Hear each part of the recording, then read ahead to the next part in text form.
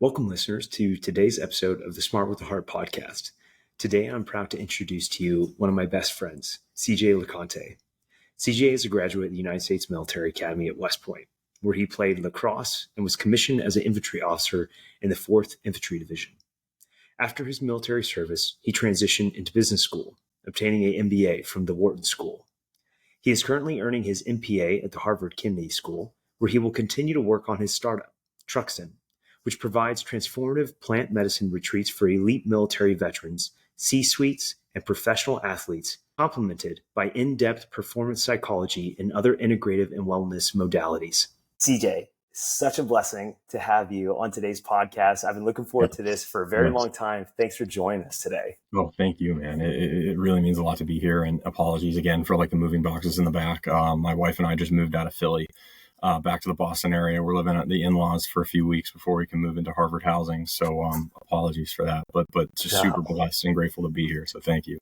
Absolutely. I mean, yeah, the fact that you're willing to hop on this, allocate the time during such a move, super appreciative. And again, just so our listeners know, he also has recently had a beautiful baby. So with a brand new newborn, conducting this move and going between schools as well as starting up your own company, which we'll definitely discuss later. The pleasure truly is all ours. So thank you. Dude, anything. I mean, Smart with a Heart got me where I'm at, dude. You know what I mean? Anything I can do to give back in any way, shape, or form to you or the organization. Yeah, 100%. Awesome. Well, then let's start off talking a little bit about you. So CJ, tell us where you're from, your time at West Point, a little bit about your military career. I want to, kind of know, your Wharton experience, and then all of a sudden now you're going to Harvard. Come on, man, this is amazing. Yeah, no, I mean, I'm just really blessed to have a lot of supportive mentors along the way that kind of led me. I've just been stumbling through life thus far, and just have had great people around me to be my guardrails. But no, I grew up in Duxbury, Mass, a small beach town, 45 minutes south of Boston. And, the one piece of advice I got when I was growing up was to use your athletic ability to get into the best academic institution that you could get into. Because, I wasn't a classroom warrior even back in the day. So I was able to get recruited to play lacrosse at West Point, and, showing up on our day in June of 2013, I had no idea what I was really getting myself into. And again, I'm just very blessed that I had some unbelievable teammates to really help me through Beast and throughout, plebe year. I mean, West Point was challenging for me personally. I think it is for a lot of people, but as someone that I don't want to say bucks the system, but just didn't really understand some of the rules that we had to abide by. I got into a fair bit of trouble at school, and wear my 100 hours as a badge of honor. I had a pretty unbelievable opportunity to be a part of the lacrosse team there. Those guys are some of my best friends to this day. And that being said, going back to the classroom stuff, lacrosse sometimes more than not took away from some of the classroom activities, and definitely had to have Nafeez and Jay help me with some of that GPA stuff, applying to business school. So yeah, and then graduating from West Point, I was, as you said, an infantry officer, and went down to Benning and did Bullock Ranger School, then out to Fort Carson, Colorado, where I was able to lead 2 platoons, rifle platoon and a scout platoon.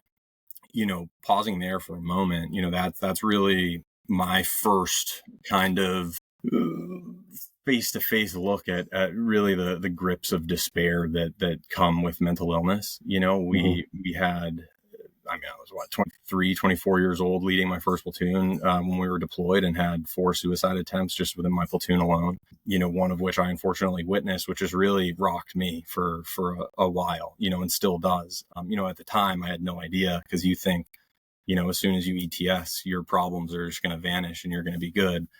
And that just wasn't the case. But fast forward to my next assignment in the military, I was able to teach ROTC at a historically Black college and university down in Alabama A&M, which was just the most unbelievable opportunity for me, being a white kid from Duxbury, Massachusetts. To PCS there in August of 2020, was just incredible. It was a fish out of water. I had no idea, what I was getting myself into.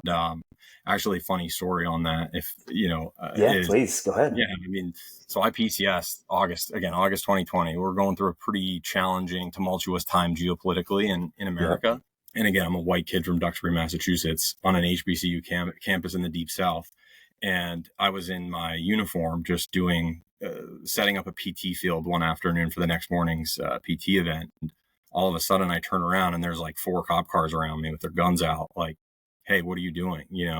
Long story short, they had received multiple calls from student, faculty, staff on campus that there's a suspicious white male wandering an HBCU campus in military. Oh, gosh. Yeah. And they thought that I was, coming to be an active shooter or something like that. I just, that was one of my first experiences. That was like my first week there. And to have that happen and then go talk to my bosses who were black males in the military and have really candid conversations about what race is like in America. And I just was able to learn a ton from them throughout my 2 years there, and learn a ton from my students about, the different upbringings that people come from. And it was just an incredible lesson. I learned more from my students than they did from me. I can say that with 100% confidence. And then, transitioning, that was really, when I learned about business school too, was when I was down in Alabama. I had no idea what I was doing when I made the decision to true transition out of the military. Mm-hmm. And luckily just had incredible mentors ahead of me, Nick Maines, specifically Todd McDonald, guys who told me about Sherpa prep at the time, right? Like, hey, you need to talk to Nafeez about potentially going and get an MBA. And, so I just took a GMAT and it was like a 400, you know what I mean? And I was like, well, I guess I'm not going to business school,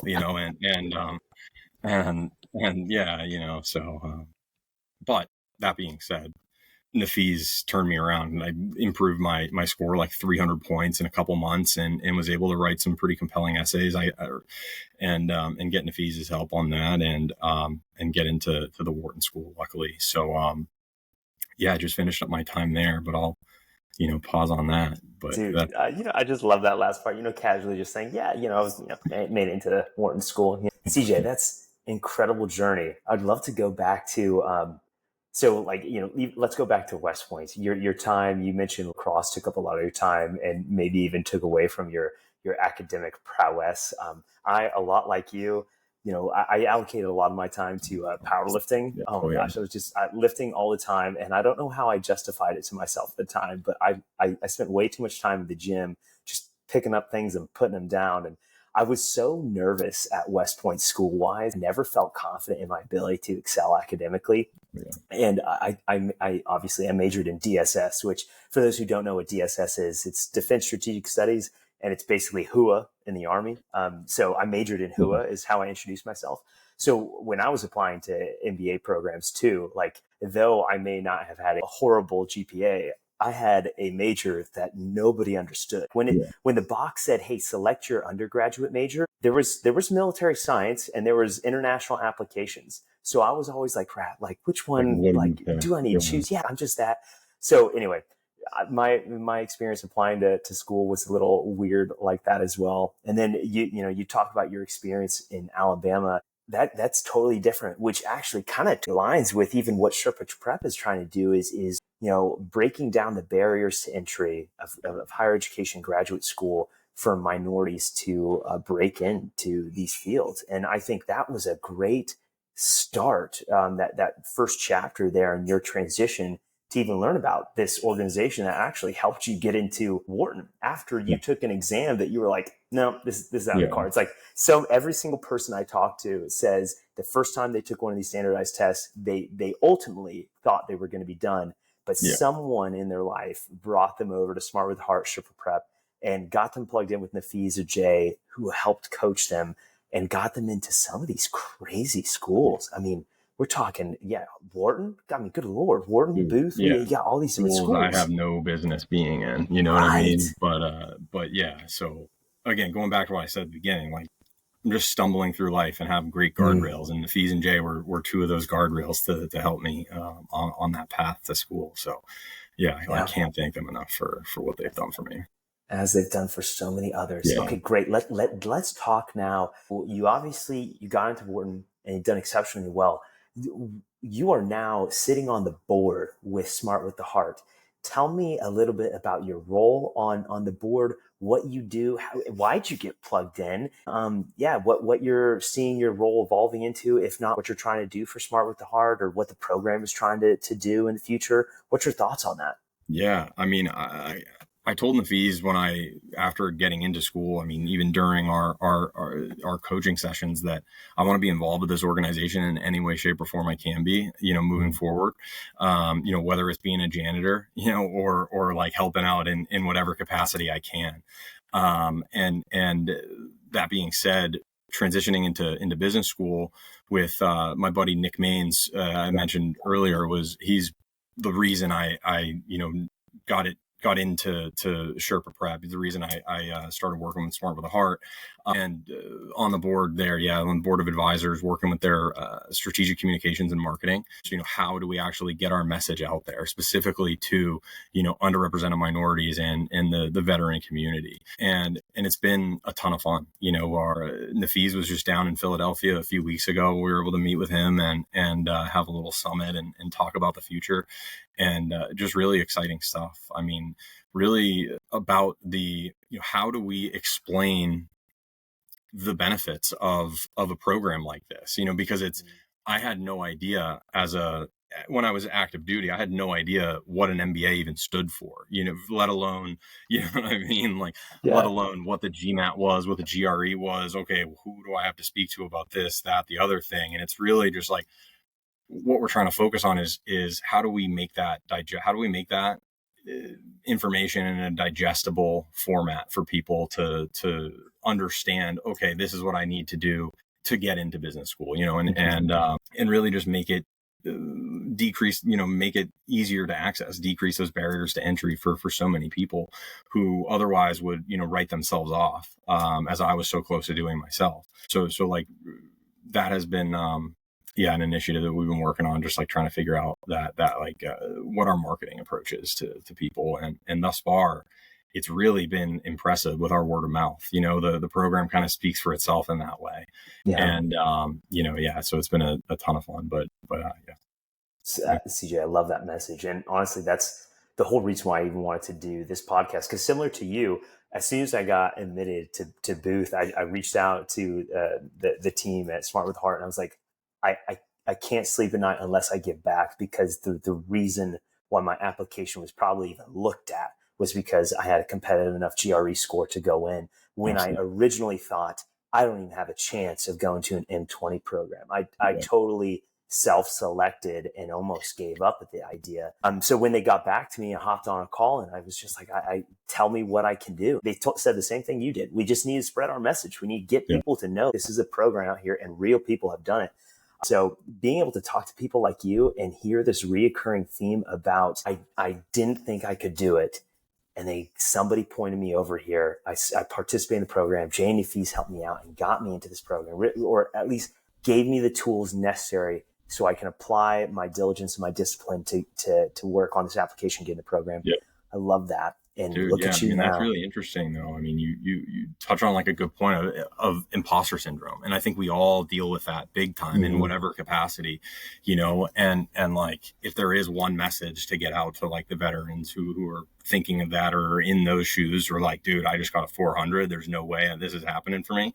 Just like, statistically speaking, you have no reason not to continue betting on yourself. If you've come from this unbelievable background, West Point, Naval Academy, whatever you've done it, and whatever you've done in the military, the schools you've accomplished in the military, like a small percentage of people can do that, and you need to just take a bet on yourself and continue, because based on probability and statistics, it's math, you have no reason not to continue betting on yourself, because you've shown yourself you can succeed at the things that the hard things that you put your mind to in life. So it's like, how do we make that message, how do we get that message across to people is like the goal, and I'm sure, I don't know, hopefully you don't have any imposter syndrome going into Booth in a few months, but, I'm sure that there's some. You mentioned, you didn't know what an MBA stood for. I still, when I'm texting, business, like the word, I still have autocorrect say that the word is misspelled. So like, there's some things I need to work Yeah, on before getting there. But no, love I'm it. right there with you. Just so our listeners know, CJ walked my hand, literally like fingers intertwined through the application process. CJ, you're the reason why I entertained applying to a business school. You're the reason why I felt like I could apply to something even in the top 20. So if there's a single person I can attribute the success to, it would certainly be you, CJ. No, it's too. Um, yeah, but nothing but love for you. So anyway, I had to throw that in here because I got to give you the credit, man. I want to know, what are some ways that you think other people, specifically like people like you and I who went through the program, can get more involved, or maybe how other people who aren't necessarily going through the program, or maybe don't even need to go through the program, maybe they just want to donate. What are some ways people can get involved to help our mission? I think it's beyond a formal, hey, join the advisory board or help out in that in whatever way. It's really these informal relationships that we all have with people, whether they be from West Point or our undergrad or unit that we were in the military. Mm-hmm. There's this unbelievable network of military veterans that want to help other military veterans. Like you just explained, me helping you when you were in the transition out process.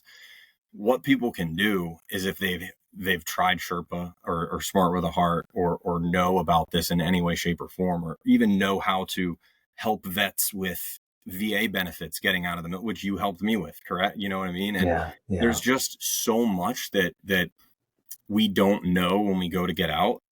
We need to really, and I think Smart with the Heart's doing a great job of doing this, is creating this pay it forward culture, where it's like someone who's 2 years ahead of you. Okay, what information needs to be passed down to the next generation so that they don't experience the same problems you had.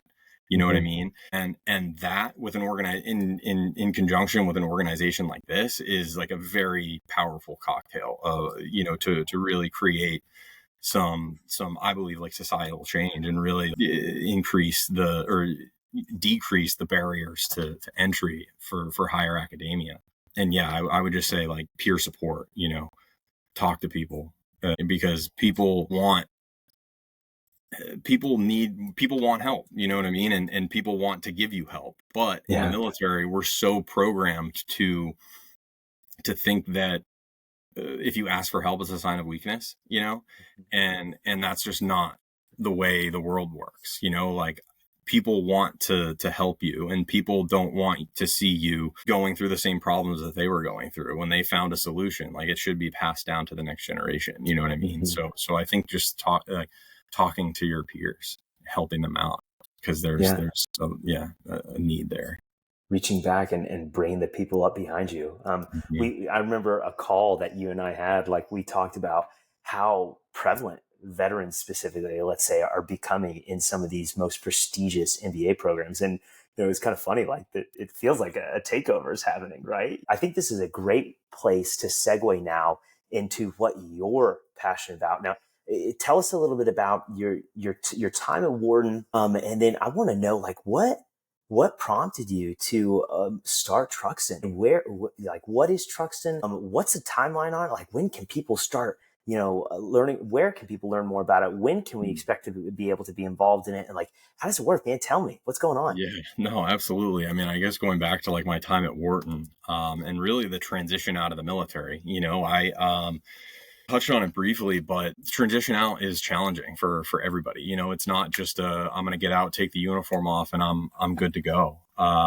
It was a really challenging few months, and almost a year after getting out of the military, where you get out and life should be rosy. It's the best. You're going to Wharton, you're getting married in the summer before you go to Wharton, and it's all good, but that's the outside perspective. And internally, you just feel incredibly alone, like an island in your mind.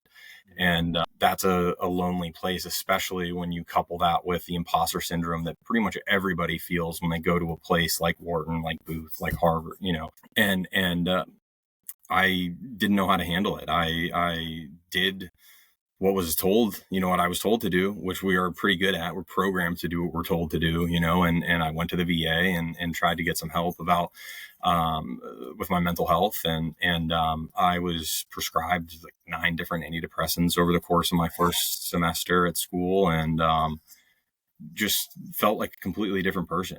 I was just numb to the world, and I was slowly drifting away. And, second semester, started having some pretty bad suicidal ideation after recruiting was over, and was actually hospitalized at the Philadelphia VA with suicidal ideation in their locked unit. And that was really challenging for me, really, really scary moment. And it was actually there that a neuropsychologist at the VA came in and was like, one, the pill cocktail that you're on will kill you. You can't take these medications anymore. Like these things that you're on all together is lethal. 2, you should stop taking those. And have you heard about psychedelics? And I was like, dude, what are you talking about? You know what I mean? Like, I had no idea at the time that psychedelics were being used to really treat and cure mental illness. I thought it was just a hippie, thing that hippies did in the 60s, as many people do. And long story short, I had an experience with psilocybin mushrooms, and I credit it with saving my life, because 7 days after that, I had another former soldier die by suicide, who was one of my students down at Alabama A&M, and he was down at Bullock in Benning, and died by suicide. And that like really hurts still. But that being said, had I not gone through my psychedelic experience, I don't think I would have made it through that, given my current state. At the time, I didn't have any idea of starting a company, in the psychedelic space. I didn't, I had no idea. But just over time, looking at that the problem, everybody has a story like that. Every military veteran I know can name 2 people that have died by suicide in their unit, you know what I mean? And have a personal connection to mental illness. And then over the summer, in between my first and second year, I was working for Guggenheim, the investment bank, and working in their biopharma group. And over the summer, we started doing coverage on psychedelic pharmaceutical companies. And I was like, wait a second, is there a real industry for like this crazy thing that I just did? And I started learning more about it and reading a lot about it.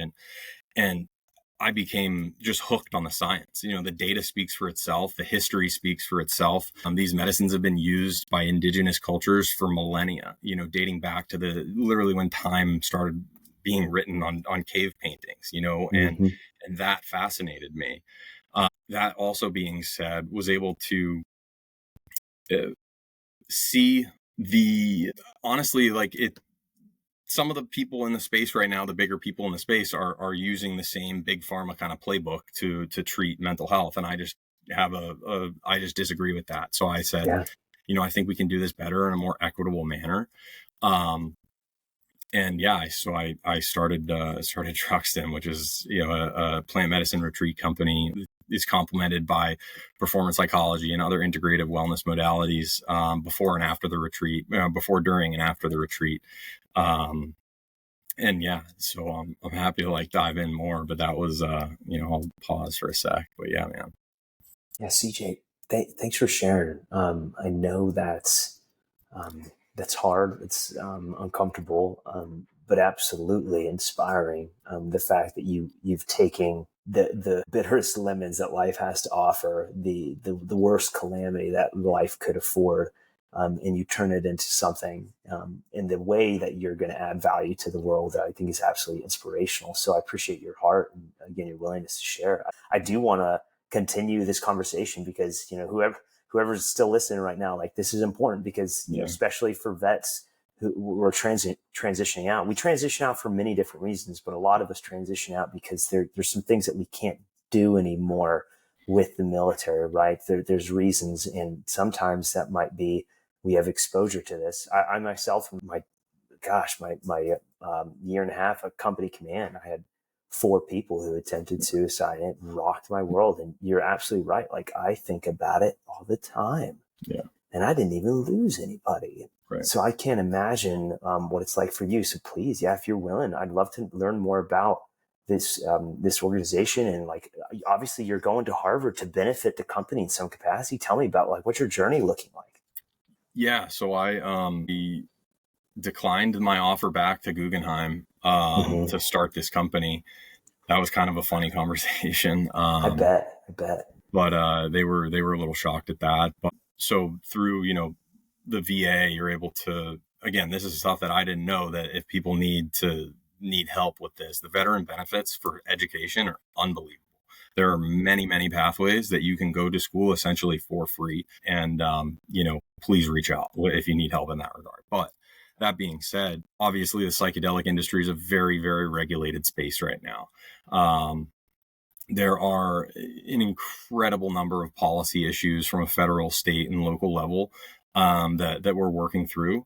And because of the veteran benefits afforded to me, and because of the this unbelievable opportunity to be in a veteran fellowship at Harvard, my advising team and I thought that it would be best to go back to school for 2 years, to continue working, very closely to the government policy, and learn more about the government policy side of the psychedelic industry, so that we can, really create an awesome strategic action plan to take advantage of the policy when it does, come out, and hopefully help shape that policy. But yeah, that's the goal through going back to school, and just very fortunate to have that opportunity.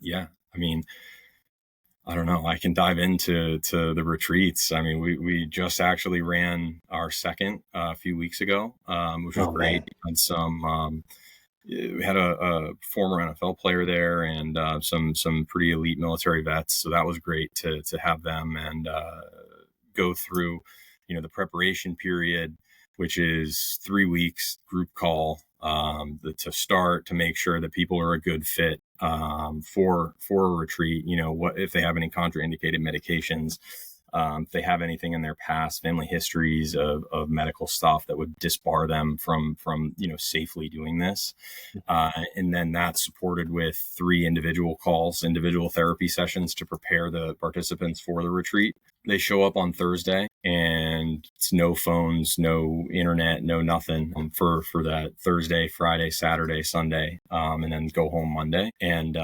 yeah, it's pretty awesome weekend. Just a lot of good food, working out, yoga, meditation, cold plunges, hikes, and then it's all really culminates with a plant medicine ceremony, a psilocybin ceremony on Saturday night, and then we start the integration work immediately on Sunday, where guys talk to our facilitators about what came up for them in the experience, what they're trying to work through, and then after they get home from the retreat, it's back into the integration work. We have 3 individual calls with them, again, with our performance psychologist, Doc Z. I don't know if you work with Doc at West Point. I haven't, no. Dr. Nate Zinser is the performance psychologist we have on staff, and he's was the director of the Human Performance Center at West Point for like 25 years. I worked with all the Division I teams, and I was fortunate enough to work with him at school. And he, him and I got speaking about what I was doing, and he's been unbelievably helpful through the preparation and integration work with his, the more like sport performance psychology, taking the insights that people gained during the retreat, during the preparation period, what they've kind of learned about themselves, and then how do we implement those into actionable strategies for your everyday life? Because, people like us, we just want we don't want to go to necessarily like talk about our feelings to someone who doesn't get it. We just want to, okay, what do I need to do? How do I feel better? And he does an unbelievable job at that. So yeah, that's like the program, and we're super excited to be running a lot more over the coming over the rest of this year. So yeah, pretty right, man. Well, in the show notes, I'll include your LinkedIn page. Does Truxton have a website yet?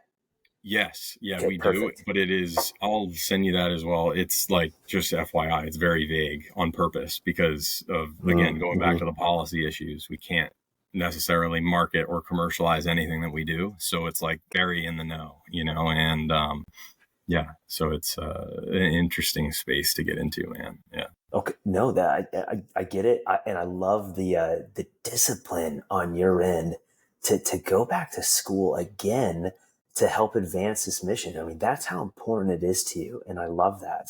Anyone who's listening right now, you are now in the know, and if this is a program that either you or someone else you believe would benefit from it, don't be afraid to reach out to CJ, reach out to me as well if necessary. But we're here because we're trying to help listeners like you get to where we're at or get the help that they need. And please know, both CJ and I, we're infantry broskies. We went to Bola together. We went to West Point together. We went to Ranger School together. We've done it all, and we've had our fair share of fun and rough moments. So please know that we're good people. We're safe people for you to reach out to.